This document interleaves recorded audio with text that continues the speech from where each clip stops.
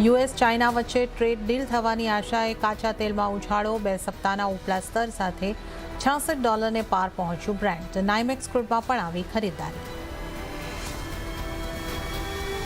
પણ યુએસમાં અનુમાનથી ઓછી મોંઘવારી અને દરોમાં કાપની આશાએ સોના અને ચાંદીમાં દબાણ. 4100ની નીચે આવ્યો સોનાનો ભાવ. MCX ઉપર ચાંદી $1100 પ્રતિ કિલો થઈ સસ્તી.